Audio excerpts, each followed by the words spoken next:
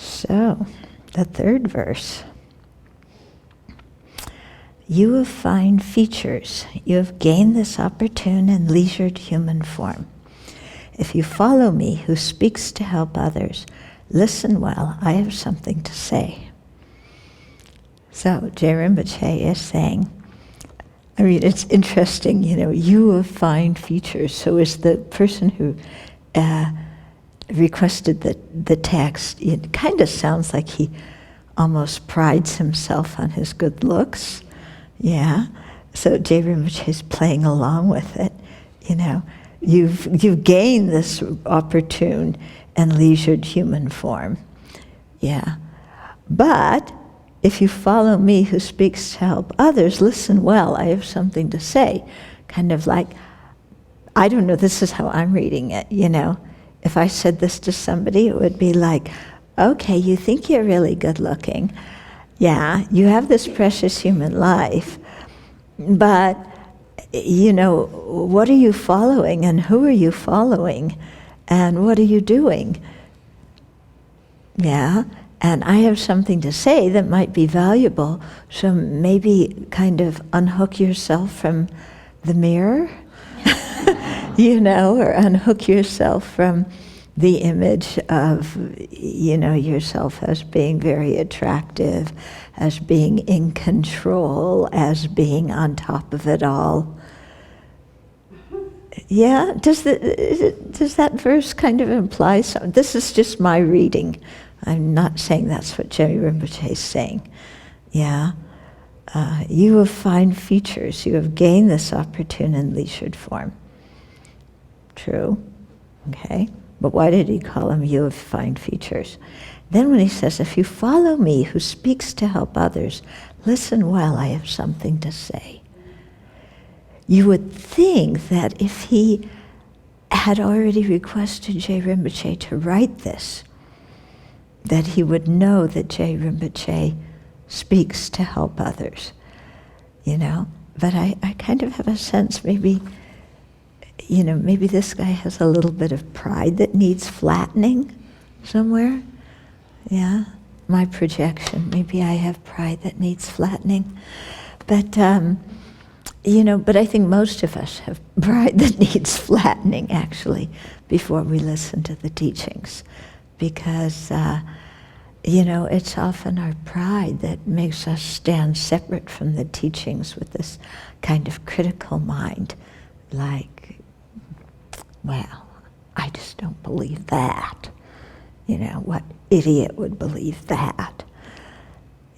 I know what's best. I'm intelligent. And so we often don't accept the teachings that were given because of our arrogance. And this is something that I wonder about sometimes as Buddhism is coming to America. Some of us have discussed this. And, some teachers saying, well, the Buddha didn't teach rebirth, or themselves not believing in rebirth. Yeah. And so is that a way of, kind of, I know better than what the Buddha is saying. Yeah. But those people are at least admitting the Buddha taught that, and they don't believe it. Other people say the Buddha didn't even teach it. But it's quite clear he did teach it. Anyway, it's an interesting thing to think about, because it has to do with how receptive are we to listening to the teachings, and how much do we kind of step back and insert our own ifs, ands, and buts, because we're not quite ready to take something to heart. So I'm not saying that something's wrong with us. We are where we're at, and we can only listen to what we're capable of listening to, and we can't be somewhere on the path where we aren't. That's very clear. So it's not a thing of saying somebody's wrong or somebody's bad or they're negative.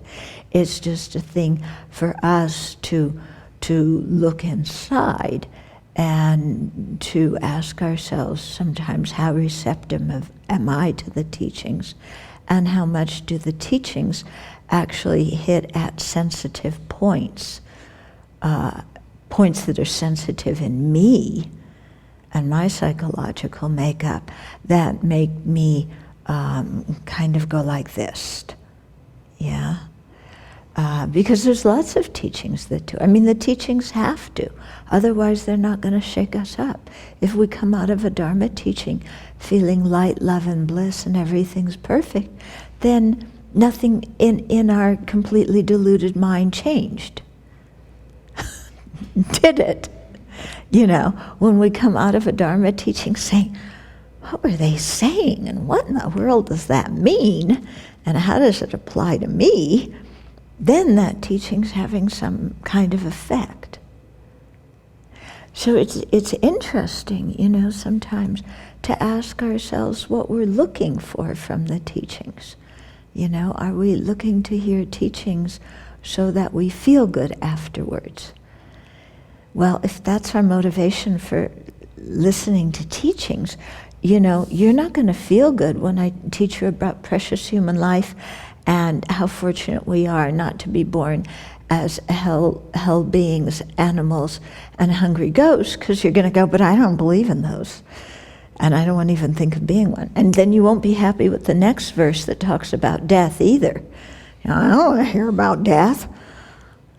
Yeah, and then, you know, kind of down further about, you know, the disadvantages of sorrow. I don't want to hear about that you have to separate from everything that you like and that you don't get what you want. Yeah, I mean, this is our life, but like, don't tell me that. Yeah, do you see what I'm getting at? You know, so sometimes it makes us really ask, what is our motivation for approaching the teachings? Are we seeking liberation, or are we seeking to feel good afterwards? Yeah? And so sometimes I wonder, you know, when people really like the visualizations and mantra recitations, I mean, it's nice when you do those. Often you come out feeling quite blissful and quite good from that. But if that's what your mind is seeking, then somehow the motive, you know, we say at the beginning, by practicing generosity and the other, you know, far-reaching practices, may I attain Buddhahood for the benefit of sentient beings. If we say that at the beginning, but, you know, we say it's a good meditation session because I came out feeling light and love and bliss, then is our motivation necessarily matching? I'm not saying it's bad to feel good after your meditation session. It's nice to, yeah. But I'm saying that we shouldn't use feeling good after the session as the criteria for a productive meditation session. That's what I'm saying. Yeah. Because sometimes the productive sessions are when we're going, what in the world? I don't understand this. What am I thinking? I don't even understand myself. You know, it's this process of questioning. It's the process of our buttons getting pushed so that we have to look deeper. And that produces a lot of growth. Not the glossing over of, isn't this Dharma path wonderful and I feel so good? Are you getting what I'm saying? Yeah? Because, I mean, we can say the four immeasurables, you know. May all sentient beings have happiness and its causes. Oh, wonderful. May all sentient beings be free of suffering and its causes. Very wonderful. May all sentient beings be separated from sorrowless bliss. Oh, I'm floating on a cloud.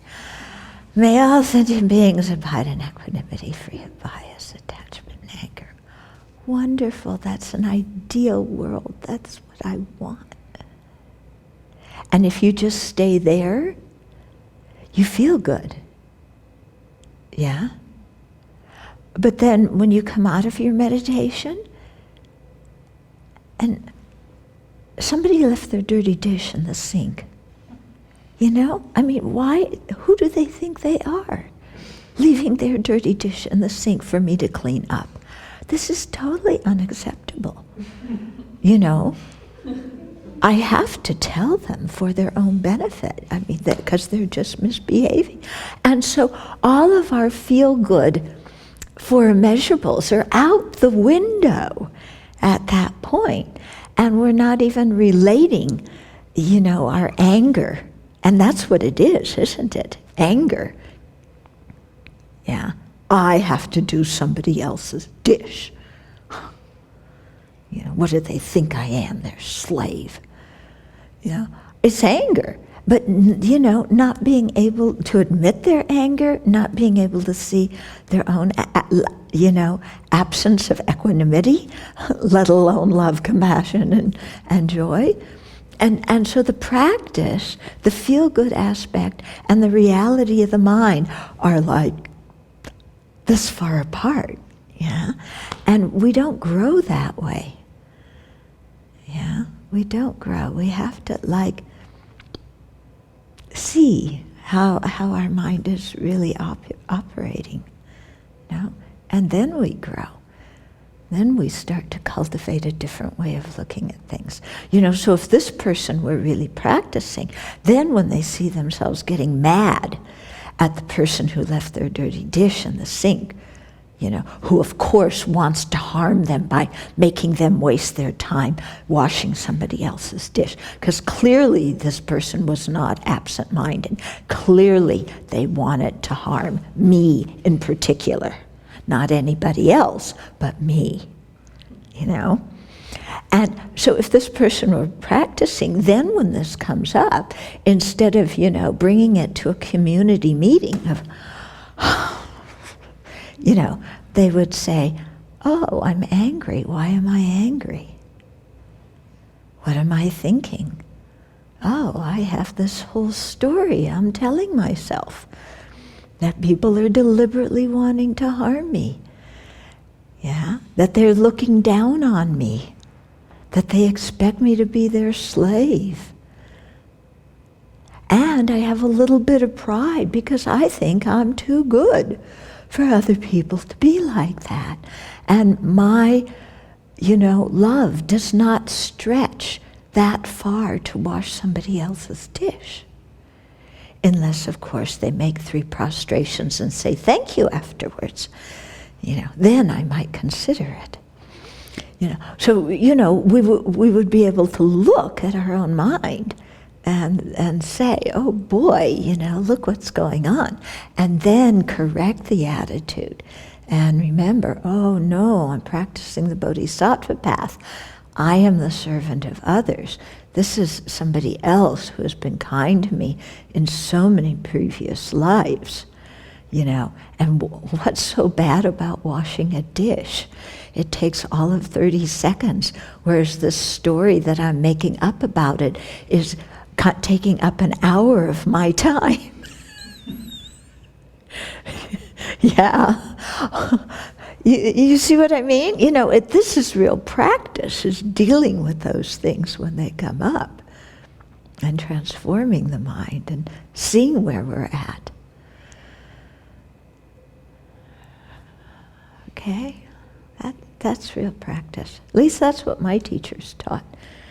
They used to say, just sitting on the cushion and chanting and looking holy and, acting like this, that's not what it's really about. That practice Dharma means transform your mind. Yeah. Okay. So maybe tomorrow we'll get to talking about precious human life. Can you imagine, like somebody who's very attractive, or some movie star, or some politician, or some CEO, they walk into a Dharma teaching, and it's like, well, I'm here to hear the Dharma. What do you have to say that could possibly make sense to somebody as attractive, well-educated, intelligent, as me? Yeah, you can imagine somebody walking into the teachings like that. Now, maybe we didn't walk in with exactly that thing, but we might have walked in with something similar, you know? And so this is one of the reasons, you know, when they talk about the Nundro, the preliminary practices, doing 100,000 prostrations. Yeah, when you do 100,000 prostrations, the long prostrations, your nose is on that floor. Yeah, and the whole idea is to help us see the good qualities of the triple gem and to see that, you know, we're not really as wise as we think we are, and develop some humility. And then with that humility, we come and approach the teachings. And then the teachings just, you know, flow into us and they stay in us. Yeah. Because our motivation is correct. Questions, comments? Yeah? Another benefit about transforming our own mind is it's going to be very beneficial for the planet environmentally. It'll save a lot of paper of people writing notes. Things should be washed. Yes. Yes. That is also very good for the planet and saves so many trees because we're not writing so many notes about, you know, please wash your own dish at such and such a time in this and such a way. You're not thinking of anybody, are you? No, well,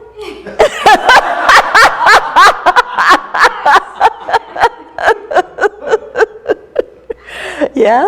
Thinking how much I appreciate the teachings about this, and then the people who have, you know, in their own way have taught me that, because I'm sure, I know when I came to the Dharma Center, let's put it that way, that I had this going for myself, which is what I was taught in our culture. And I can remember the first time I actually talked to Darshan Rinpoche. I walked into the office and I interrupted everything that was going on, and he made Adrian stop everything she was doing and pay attention to what I was doing. And I got the lesson right there. Like, oh, this isn't the way you do this. Right? And then the other thing that happened was Lee Harris, who gave us all those books. Mm-hmm. He was a monk back then. He said to me, well, this is really early on. I said, I think you ought to keep your mouth shut. He said to you. I didn't hardly know him. I said, probably a good idea. Yeah. And he was right. Yeah. You know? And then I saw Darshan Rinpoche once. It was a funny thing to me because it's not what you expect, but I think it worked. A guy came in and, you know, we have to learn this because our culture isn't like this. And he didn't have any sense of the preciousness of the teachings. And so he wanted to ask all these questions, and there was something about his attitude that maybe he felt he needed to learn. He said, he threw him this washcloth and he said, wipe down that table, and then I'll answer your question. It was like, you know, for me, those things it was so perfect to see because we grew up in a completely different way. Yeah. You can't learn. Mm-hmm. Mm-hmm. Yeah. We grew up in a way of thinking that we're intelligent and this and that and the other thing, yeah. We don't see our pride and we don't see how it's hampered. Yeah. I mean, you know, of course it always happens now, but it was really like, of course it still happens, but it's nice to have teachings and friends who help you. Mm-hmm. Yeah. Anything else? And also a story from a center, and the nuns, and one nun was a doctor before she ordained, and the other nuns, they have been like nurses, yeah. And the geisha, he gave the former doctor all these jobs like cleaning and cooking, and what she was not used, and she had really difficulties. That was a challenge because she was supposed to be a doctor and had somebody below her. Yeah. One person, many people. So, Yeah. she learned. Mm-hmm. Mm-hmm. Yep.